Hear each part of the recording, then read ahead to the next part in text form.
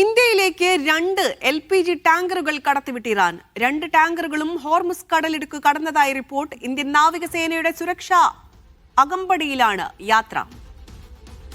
News ഡെസ്കിൽ നിന്ന് BK സുഹൈലാണ് വാർത്തയുടെ വിശദാംശങ്ങൾ പങ്കുവയ്ക്കുക.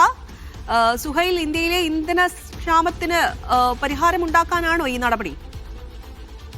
അത് ഏറ്റവും നിർണായകമായ വിവരമാണ് ഇപ്പോൾ പുറത്തുവരുന്നത്. ഇന്ത്യയിൽ കടുത്ത ക്ഷാമം LPGക്ക് നേരിടുകയാണ്. ഈ ഘട്ടത്തിലാണ് 2 LPG ടാങ്കറുകൾ കടത്തിവിടാൻ ഇറാൻ സന്നദ്ധമായിരിക്കുന്നത്.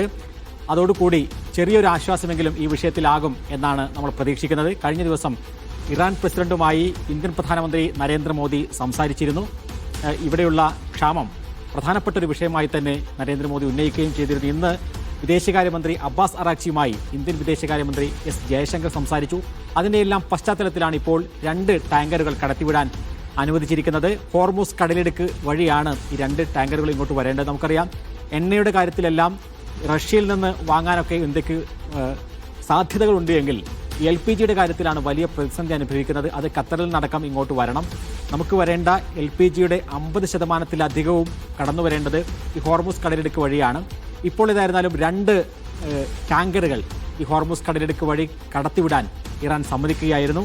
അത് രണ്ടും ഈ കടലിടുക്ക് കടന്ന് ഇങ്ങോട്ട് വന്നിട്ടുണ്ട് എന്നാണ് നമ്മൾ മനസ്സിലാക്കുന്നത്. അതിന് ഇറാന്റെ സഹായവും ഉണ്ടായിട്ടുണ്ട്. അവിടെ ഇറാന്റെ സേനയടക്കം അതിനെ സഹായിച്ചു.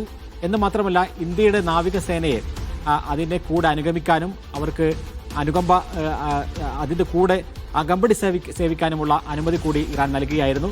തീർച്ചയായും ഇന്ത്യയോട് ഒരു അനുകൂലമായ ഒരു സമീപനം ഇറാൻ സ്വീകരിച്ചിരിക്കുന്നു. നമുക്കറിയാം, വലിയ ക്ഷാമമാണ്. ഹോട്ടലുകൾ അടച്ചുപൂട്ടുന്ന രീതിയിലേക്ക് വലിയ LPG ക്ഷാമം ഇന്ത്യയിൽ നേരിടുന്ന ഘട്ടത്തിലാണ് ഇറാന്റെ ഈ ഒരു സഹായം ഉണ്ടായിട്ടുള്ളത്. തീർച്ചയായും ഈ ഒരു നയതന്ത്ര നീക്കം കഴിഞ്ഞ കുറേ കാലങ്ങളായി ഇറാനുമായി നമുക്ക് ബന്ധമുണ്ട്. ആ ബന്ധം ഇപ്പോൾ ഫലപ്രദമായി ഉപയോഗിക്കാൻ നമുക്ക് സാധിച്ചിരിക്കുന്നു എന്ന് വേണമെങ്കിൽ പറയാം.